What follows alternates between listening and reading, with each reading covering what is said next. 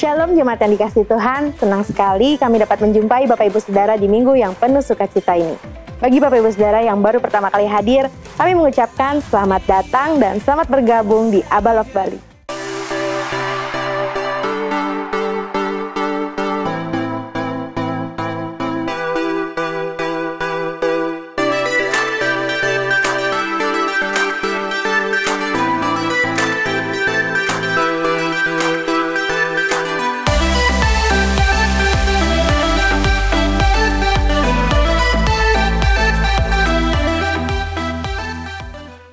Ibadah Youth Preachers diadakan setiap hari Sabtu pada pukul 5 sore bertempat di lantai 3 Gereja Aba Love.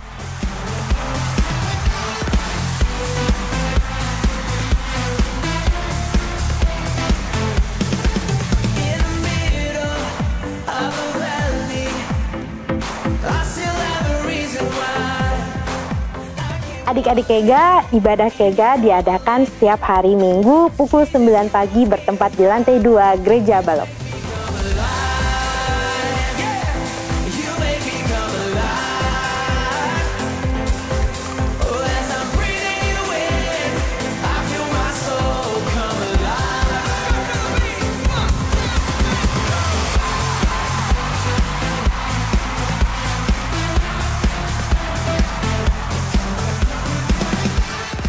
Satu bulan sudah berlalu di tahun 2023. Dan untuk tahun 2023, mari kita tetap percaya untuk penyertaan Tuhan pada setiap kita.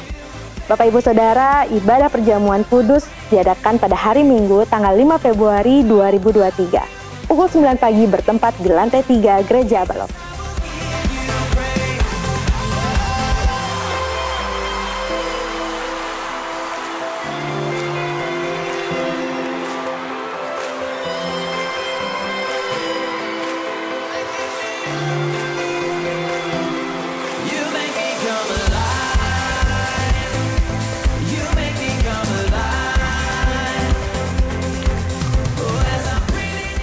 Mazmur 62 ayat kedua sampai ketiga. Hanya dekat Allah saja aku tenang, daripadanya lah keselamatanku. Hanya dialah gunung batuku dan keselamatanku, kota bentengku, aku tidak akan goyah.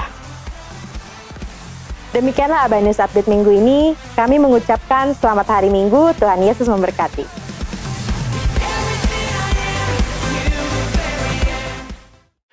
Shalom Bapak Ibu saudara dikasih oleh Tuhan.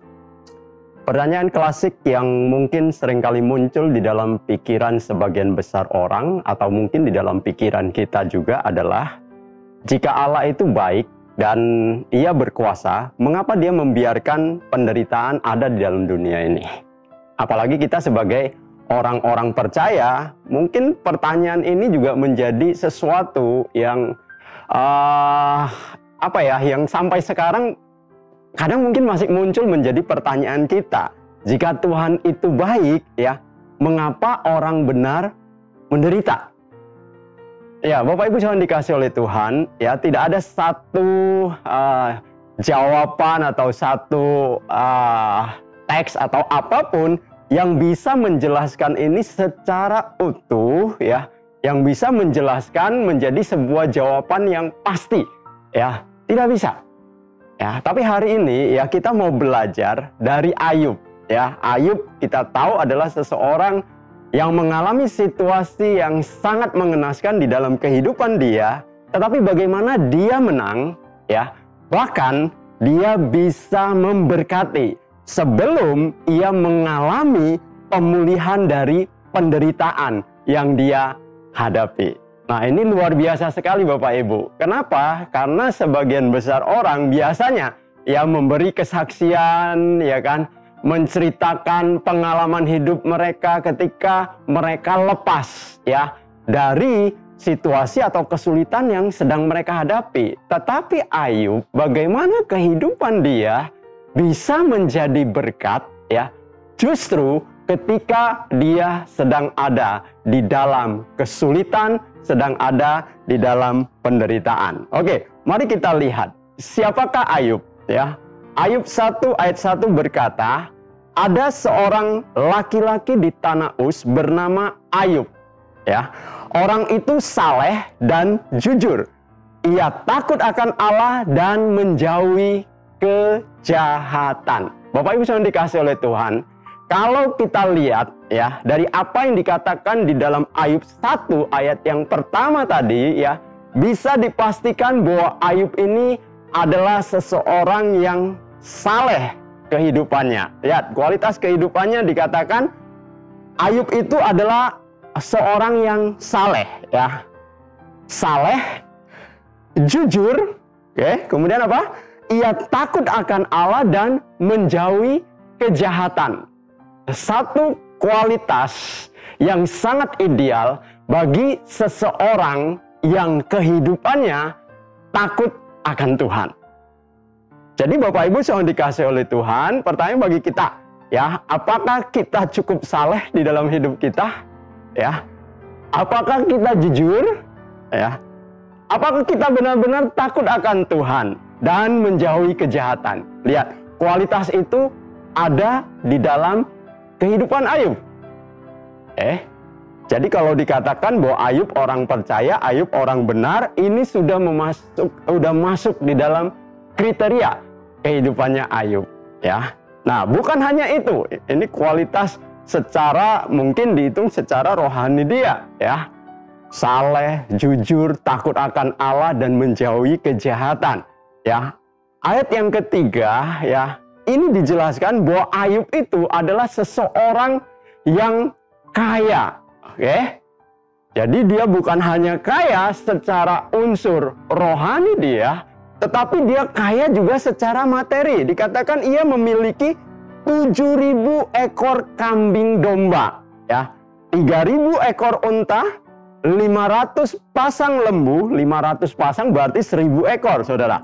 500 keledai betina dan budak-budak dalam jumlah yang sangat besar, sehingga orang itu adalah orang yang terkaya dari semua orang di sebelah timur. Dia orang terkaya. Wah, kalau mau dikatakan Ayub ini adalah seseorang manusia yang sangat-sangat ideal di dalam kehidupan dia. Sudah saleh, ya, takut akan Tuhan, dan dia kaya raya. Sempurna, mau dikatakan. Enggak ada satupun yang kurang. Dia memiliki 10 orang anak, ya, 7 orang laki-laki dan 3 orang perempuan. Dan 1 orang istri. Hidup dia itu sangat menyenangkan. Hidup dia itu orang katakan sudah tidak ada hal lagi yang perlu dipusingkan. Ya. Tetapi di tengah-tengah kenyamanan dia, di tengah-tengah situasi dia yang menyenangkan itu, Tuhan izinkan hal-hal yang menyakitkan terjadi di dalam kehidupan dia.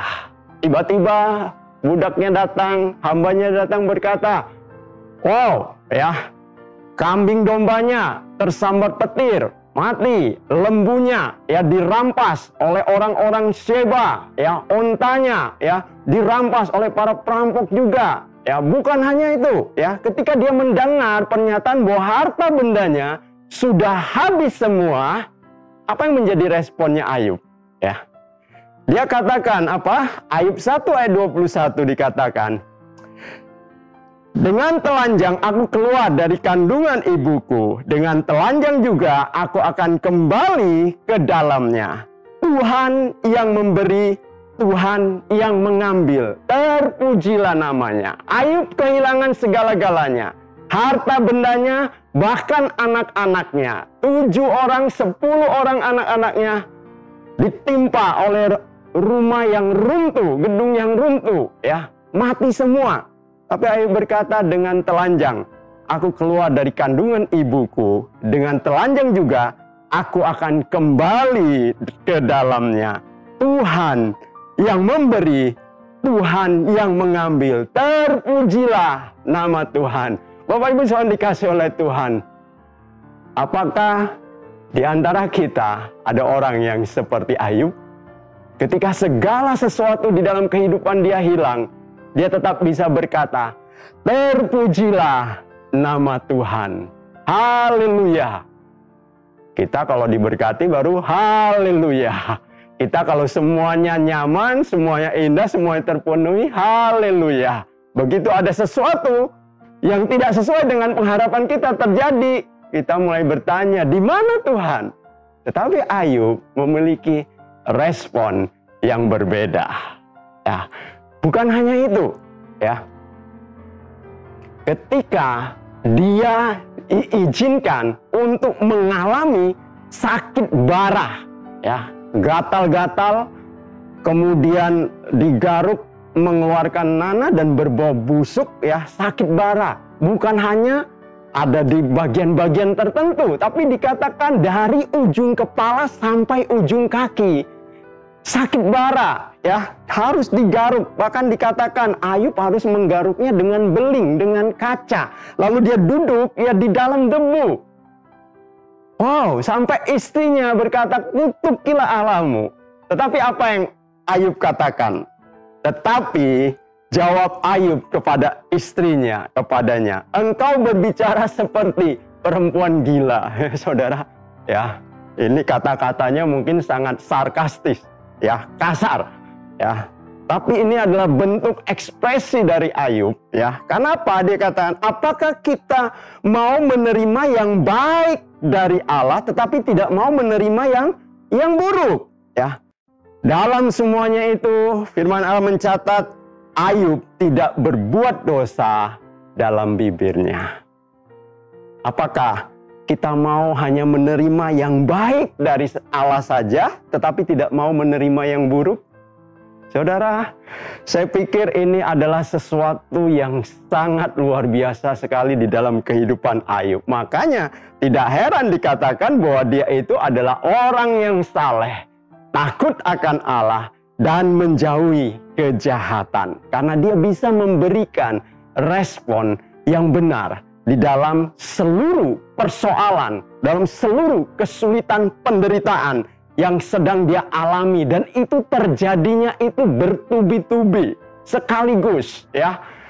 Mulai lembu sapi, kambing domba, onta hilang semua, kemudian anaknya meninggal, kemudian dia harus mengalami sakit yang sangat mengerikan, bertubi-tubi terjadinya. Tetapi Ayub tetap berani mengakui kedaulatan Allah di dalam kehidupannya. Nah, Bapak Ibu yang dikasih oleh Tuhan, di dalam pasal yang terakhir dari kitab Ayub ini, kita bisa melihat bagaimana Ayub bisa memiliki satu pandangan, perspektif yang berbeda, ya, tentang Allah yang dia percayai di tengah-tengah situasi yang sulit yang sedang dia hadapi, ya. Ayub 42 ayat yang pertama dan kedua dikatakan, maka jawab Ayub kepada Tuhan, aku tahu bahwa engkau sanggup melakukan segala sesuatu dan tidak ada rencanamu yang gagal. Ayub mempercayai segala apapun yang terjadi di dalam kehidupannya, ya, itu ada di dalam kedaulatan Allah. Ada di dalam kemahakuasaan Allah yang izinkan itu terjadi. Tetapi satu hal yang dia yakini, bahwa tidak akan ada rencana yang Allah sudah rencanakan di dalam kehidupannya itu akan gagal, ya. Seperti Yeremia 29 ayat 11, ya. Rencana apa sih sebenarnya yang Tuhan berikan di dalam kehidupan kita? Ya. Yeremia katakan apa? Sebab aku ini mengetahui rancangan-rancangan apa yang ada padaku mengenai kamu. Ya, demikianlah firman Tuhan, yaitu rancangan damai sejahtera dan bukan rancangan kecelakaan, untuk memberikan kepadamu hari depan yang penuh harapan. Tapi apa yang terjadi dengan Ayub? Bukankah kebalikan dari apa yang dikatakan oleh Yeremia itu dibanding dengan kenyataan yang dihadapi oleh Ayub? Ya. Yeremia berkata bahwa rancangan Tuhan ada rancangan damai sejahtera, bukan rancangan kecelakaan. Rancangan yang memberikan kepadamu itu hari depan yang penuh harapan. Realitanya apa di dalam kehidupan Ayub? Oh, dia kehilangan segala-galanya. Bahkan dia harus mengalami sakit penyakit di dalam kehidupan dia.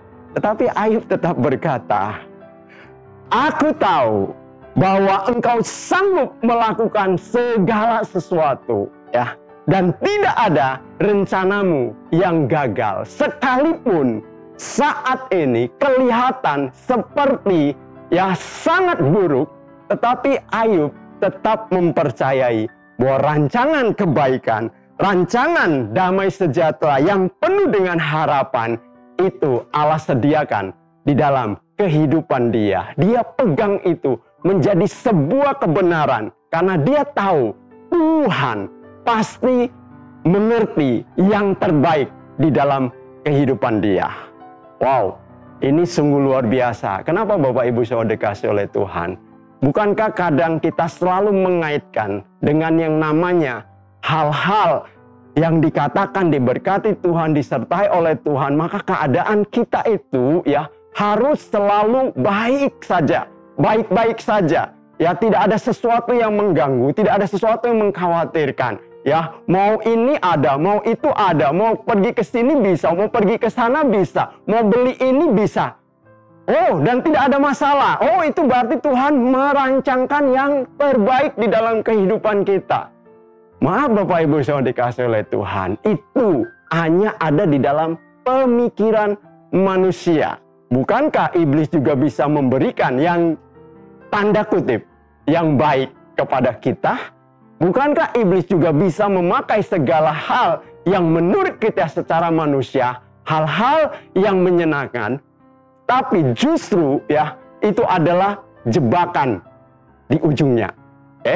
Seperti yang kita baca di dalam renungan Abah hari Rabu kemarin ya, tentang bagaimana Asaf melihat perbandingan orang-orang fasik dan orang-orang benar. Orang-orang fasik kehidupannya rasanya menyenangkan dan aman-aman saja ya, Mazmur 77 ya.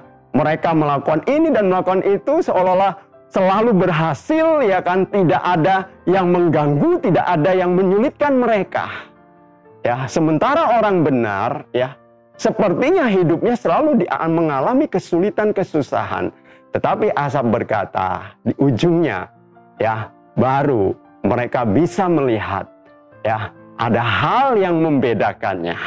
Bagaimana di hadapan Allah antara orang fasik dan orang benar. Jadi Bapak Ibu Saudara dikasih oleh Tuhan, pandangan manusia seringkali itu menjadi sesuatu yang menipu kita. Jadi kita harus melihat dengan sudut pandang yang berbeda, bagaimana cara Allah melihatnya ya. Nah, Ayub mengerti bahwa semua yang terjadi dalam kehidupan dia tidak lepas dari kedaulatan dan rencana Allah di dalamnya. Dan di dalam situasi seperti itu, Ayub 42 ayat yang kelima berkata, hanya dari kata orang saja aku mendengar tentang engkau, tetapi sekarang mataku sendiri memandang engkau. Ya, pernyataan ini bukan berarti Ayub tidak tahu tentang Allah. Hanya dari kata orang saja aku mendengar tentang engkau. Bapak Ibu Saudara dikasih oleh Tuhan, selama di dalam kehidupan Ayub, sebelum dia mengalami situasi penderitaan yang Tuhan izinkan itu ya, yang Ayub tahu dan yang dia dengar, bahkan yang dia yakini atau sebagai sebuah doktrin di dalam kehidupan dia, bahwa Allah itu bersifat retributif ya. Retributif itu artinya apa ya? Gambaran yang paling sederhana ya, kita kalau pergi kemana-mana biasanya mungkin ada di pungut namanya retribusi. Mau masuk ke satu tempat, kalau kamu bayar retribusi kamu baru bisa masuk ya. Kamu mau pakai sebuah tempat, mau jualan, mau apa, bayar retribusi baru kamu diizinkan ya. Di depan kita ini banyak orang jualan ya, jualan gerobak-gerobak dorong, dan itu ada retribusi yang harus mereka bayar. Ya, ketika mereka bayar, maka mereka diizinkan. Tetapi kalau mereka tidak bayar, mereka akan diusir. Nah, selama ini yang Ayub kenal, ya, Tuhan itu adalah sifatnya retributif, ya. Retributif itu artinya apa yang Allah lakukan adalah respon terhadap tindakan manusia. Jadi apa yang Allah lakukan, ya, apa yang Allah izinkan terjadi, ya, adalah respon dari, ya, atau terhadap tindakan-tindakan manusia itu sendiri. Kalau taat, ya, maka berkatlah yang akan mengikuti. Ya, kalau berlaku fasik, berlaku jahat, maka kutuklah yang akan mengikuti. Nah, jangan-jangan Bapak Ibu yang dikasih oleh Tuhan, kita juga tanpa sadar memiliki pemikiran seperti itu. Ya, kita memiliki doktrin yang seperti itu juga di dalam pikiran kita. Ya, kalau saya semakin banyak berdoa, maka saya semakin dikasihi oleh Allah. Semakin banyak saya membaca firman Allah, maka saya akan semakin disayang oleh Allah. Ya, kalau saya semakin banyak datang untuk beribadah, ya, datang untuk berpuasa, maka Tuhan akan semakin memberkati saya. Tetapi kalau saya tidak melakukan itu, maka Tuhan akan marah dengan saya. Tetapi kalau saya tidak mengerjakan ini, mengerjakan itu yang dimintakan oleh Tuhan, maka Tuhan akan murka kepada saya. Itu retributif. Ya. Sebab akibat. Padahal Allah kita tidak seperti demikian. Tuhan tidak akan bertambah mencintai kita ketika kita semakin memiliki banyak waktu untuk bersekutu dengan Dia. Tuhan kita tidak akan semakin mengasihi kita ketika kita semakin banyak waktu untuk merenungkan firman-Nya. Firman Tuhan kita tidak akan semakin mengasihi kita ketika kita semakin banyak melayani Dia. Tidak. Karena kasih Tuhan itu tidak pernah berubah dahulu, sekarang, bahkan sampai selama-lamanya. Kalaupun kita tidak melakukan itu, Dia sudah mengasihi kita. Kalaupun kita masih ada di dalam dosa, Dia sudah mengasihi kita. Jadi kalau kita melakukan seluruh aktivitas-aktivitas rohani itu, ingat Bapak Ibu yang dikasihi oleh Tuhan, bukan supaya Tuhan semakin mengasihi kita, semakin memberkati kita, semakin menyertai kita, bukan. Tetapi kalau kita melakukan segala sesuatu aktivitas rohani kita, sebenarnya adalah satu ekspresi yang kita tunjukkan bahwa kita semakin mengasihi Allah. Jadi jangan sampai terbalik. Kita jangan menempatkan hukum retribusi di dalam kehidupan, keyakinan kita, iman kita kepada Tuhan. Tetapi kita harus mempercayai apapun keadaan kita, ya, Tuhan tetap mengasihi kita. Nah, Ayub selama ini mempercayai itu. Bahkan 3 teman-temannya yang mendampingi Ayub, ya, juga memiliki pemikiran yang sama. Makanya mereka berusaha untuk meyakinkan Ayub atau berusaha untuk mencari, mengingatkan Ayub ada kesalahan apa, ya, ada dosa apa yang dia lakukan sehingga Tuhan mengizinkan semua itu terjadi di dalam kehidupan Ayub. Tetapi dengan kejadian-kejadian yang Ayub alami, ya, justru itu membawa dia, ya, semakin bisa mengerti, ya, Tuhan tidak sesederhana itu. Ya. Kenapa saya katakan Ayub memiliki keyakinan bahwa Tuhan itu adalah Tuhan yang retributif? Ya, kalau kita baca di dalam Ayub 1 ayat yang ke-5, Bapak Ibu yang dikasih oleh Tuhan, ya, dikatakan setiap kali apabila hari-hari pesta telah berlalu, ya, dikatakan Ayub memanggil mereka, anak-anak mereka, karena anak-anaknya suka melakukan pesta. Lalu setiap kali selesai pesta, ya, Ayub memanggil anak-anaknya itu, ya, dan menguduskan mereka. Keesokan harinya pagi-pagi bangunlah Ayub, lalu mempersembahkan korban bakaran, jumlahnya, ya, sebanyak jumlah mereka sekalian. Sebab pikirnya mungkin anak-anakku sudah berbuat dosa dan telah mengutuki Allah di dalam hati mereka. Ya, demikianlah dilakukan Ayub senantiasa. Setiap kali anaknya melakukan pesta atau melakukan apapun, esoknya pagi-pagi Ayub harus mendoakan anak-anaknya, bahkan harus mempersembahkan korban, ya, karena dia berpikir jangan-jangan anak saya berbuat dosa. Dengan demikian saya mentahirkan mereka. Supaya apa? Supaya mereka tidak ditimpa kesusahan, mereka tidak ditimpa kecelakaan, supaya mereka jangan berdosa di hadapan Allah. Ya, retributif. Hati-hati Bapak Ibu yang dikasih oleh Tuhan. Jangan sampai kita juga memiliki pemikiran yang sama. Oke. Roma 9 ayat yang ke-14-16 berkata, jika demikian, apakah yang hendak kita katakan? Apakah Allah tidak adil? Mustahil. Sebab Ia berfirman kepada Musa, aku akan menaruh belas kasihan kepada siapa aku mau menaruh belas kasihan. Dan aku akan bermurah hati kepada siapa aku mau bermurah hati. Jadi hal itu tidak. Katakan apa? Hal itu tidak tergantung pada kehendak orang atau usaha orang. Ya, tetapi kepada kemurahan hati Allah. Ya lagi Bapak Ibu yang dikasihi Tuhan, apapun aktivitas rohani yang kita lakukan di hadapan Allah, ya, tidak akan mengubah apa yang menjadi kehendak Allah yang Dia ingin kerjakan atas kehidupan kita. Karena Allah itu berdaulat, ya. Itu tidak tergantung kepada kehendak orang atau usaha orang, tetapi kepada kemurahan hati Allah. Jadi hari ini Ayub mengingatkan kita, jangan sampai kita memiliki konsep retributif di dalam penyembahan kita kepada Allah.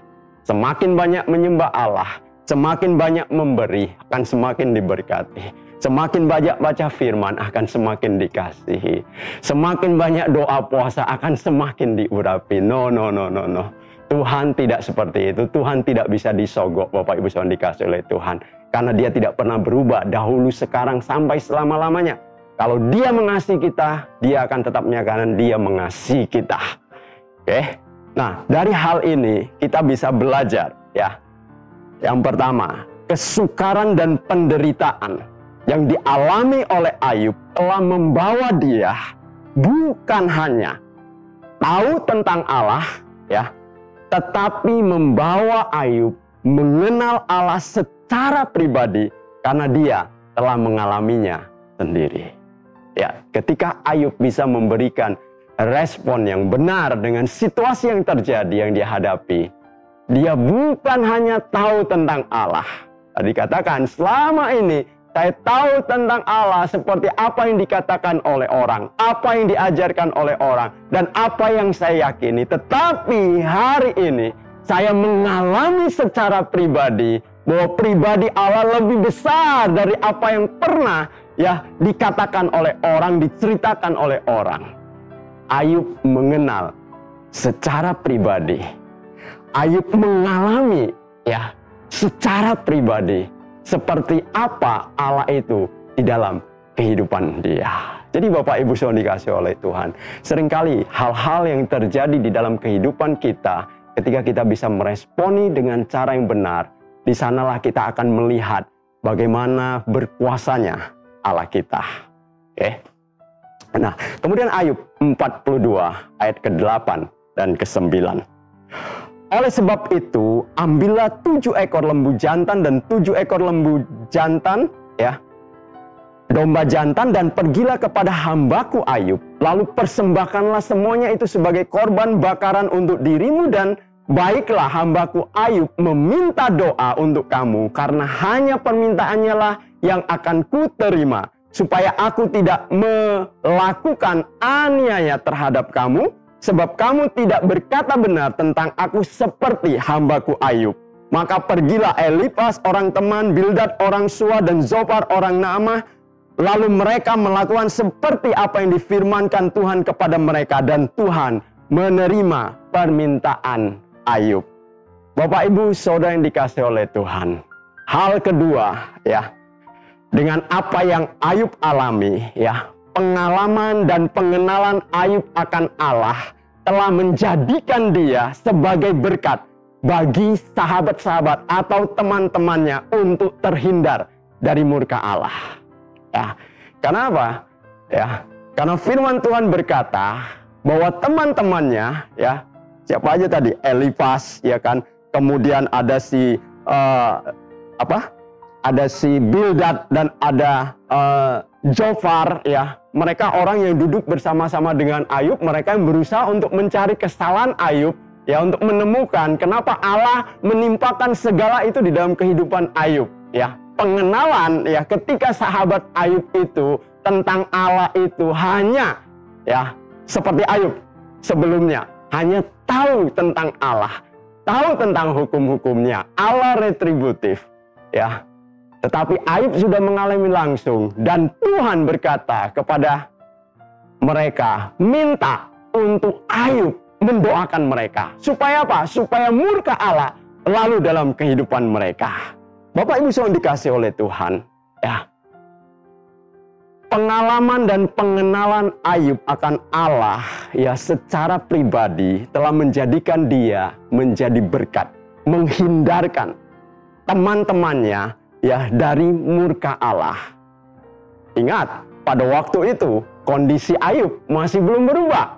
Artinya dia belum dipulihkan, dia masih dalam kondisi sakit parah, dia masih kondisi miskin, tunduk dan berkabung, ya. Tetapi justru dalam kondisi seperti itu Tuhan, ya, ingat, Tuhan meminta kepada teman-temannya supaya Ayub yang mendoakan dan memberkati mereka. Bapak Ibu saudara dikasih oleh Tuhan, seringkali mungkin kita berpikir, bagaimana saya harus memberkati, ya, kalau kehidupan saya aja masih susah. Bagaimana saya harus memberi kalau saya aja masih berkekurangan? Bagaimana saya harus mendoakan orang yang sakit kalau saya sendiri aja masih mengalami kesakitan? Bagaimana saya harus memberkati orang-orang supaya mereka diberkati kalau saya sendiri aja hidupnya kekurangan? Bapak Ibu saudara dikasih oleh Tuhan, kalau kita belajar dari Ayub, ya, lihat, Ayub belum dipulihkan, Ayub belum dikembalikan, kekayaannya, apa yang dia miliki belum sama sekali. Tetapi justru ya, di dalam situasi itu ketika dia mengenal Allah secara benar, ya, itu menjadikan dia untuk dia bisa menjadi berkat, ya, mendoakan dan doanya itu didengar, ya, didengar dan dijawab oleh Tuhan. Jadi Bapak Ibu saudara dikasih oleh Tuhan, jangan tunggu kalau saya punya banyak uang dulu baru saya memberkati orang lain, bisa memberi. Jangan tunggu kalau usaha saya berhasil dulu, ya, baru saya mendoakan supaya orang lain juga bisa berhasil. Jangan tunggu kalau saya sehat dulu, ya, baru nanti Tuhan pakai saya, ya, supaya saya bisa mendoakan orang yang sakit, supaya saya tidak membuat malu Tuhan. Bapak Ibu saudara dikasih oleh Tuhan, kalau kita memiliki konsep dan pemikiran seperti itu, berarti ya kita tidak mengenal siapa Allah yang kita sembah. Karena kalau kita mengenal siapa Allah yang kita sembah, kita akan melakukan proses seperti apa yang Ayub lakukan terhadap teman-temannya. Justru di dalam situasi seperti itu adalah kesempatan bagaimana kita bisa mendemonstrasikan, menunjukkan bahwa kita mengenal Allah kita, dan bagi Allah kita tidak ada perkara yang mustahil bagi Dia. Bapak Ibu saudara dikasih oleh Tuhan, jujur ketika saya belajar, ketika saya coba untuk menyelidiki tentang proses ini, saya sangat diberkati dalam kehidupan saya. Dan saya juga merasa Tuhan ampuni saya. Kadang saya juga memiliki konsep berpikir yang salah. Salah artinya apa? Aduh, ya kalau saya lagi kondisi seperti ini, ya, bagaimana saya harus bisa memberkati orang lain? Bukankah itu akan membuat malu Tuhan? Saya bertobat. Karena apa? Tuhan tidak cuman sebatas pikiran kita yang cuman ada di otak kita, yang sekepal saja. Tuhan kita terlalu besar. Yang jelas adalah seberapa besar kita mengenal Allah kita. Itulah yang akan mendorong kita, ya, bagaimana kita bisa bertindak. Bagaimana kita bisa melakukan sesuatu sesuai dengan pengenalan kita akan Dia.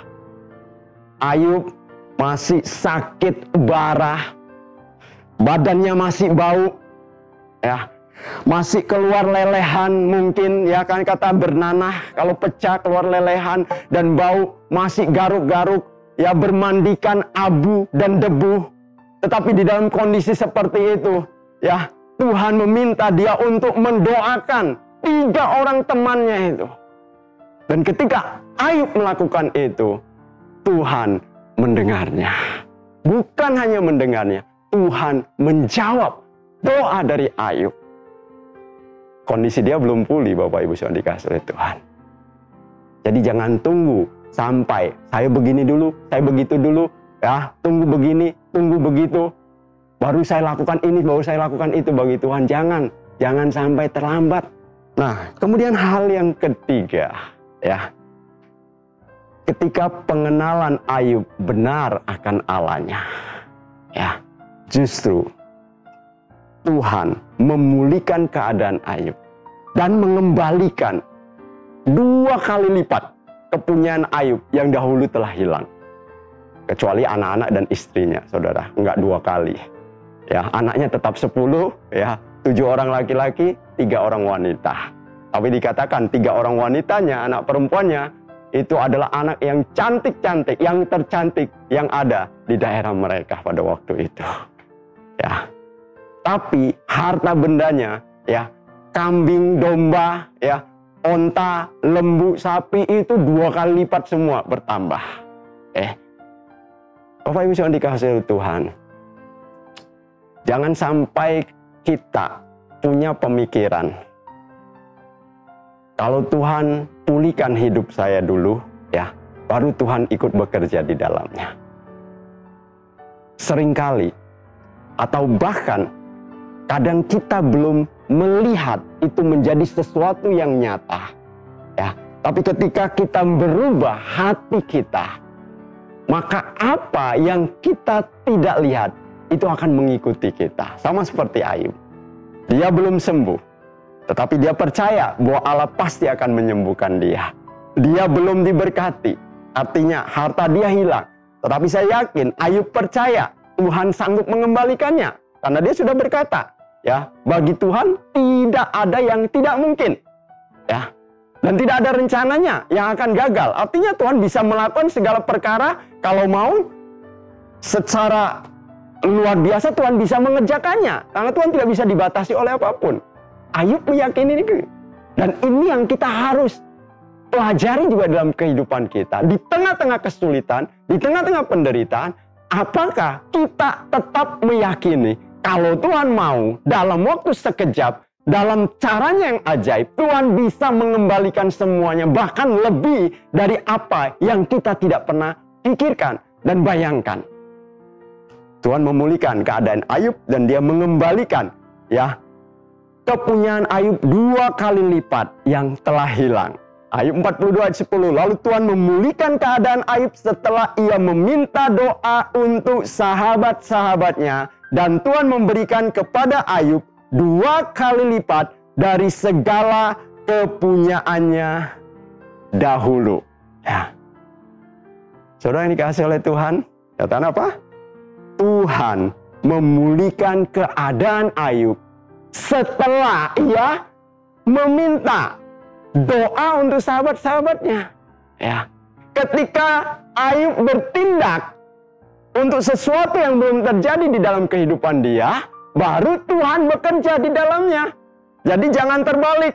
Kita berharap kita pulih dulu, baru kita bisa menjadi berkat. Kita berharap kita berhasil dulu, baru kita bisa memberi. Kita berharap kita punya sesuatu dulu, baru kita bisa beri pada orang lain. Tidak. Ayub prinsipnya Tuhan tidak seperti itu. Ya. Harus melakukan dulu, baru Tuhan memulihkan keadaan Ayub. Dan Tuhan mengembalikannya 2 kali lipat. Wow, luar biasa sekali. Bukankah setiap kita pengen yang seperti itu? Tapi pertanyaannya, apakah kita mau melalui proses seperti apa yang Ayub alami? Proses yang dilalui oleh Ayub.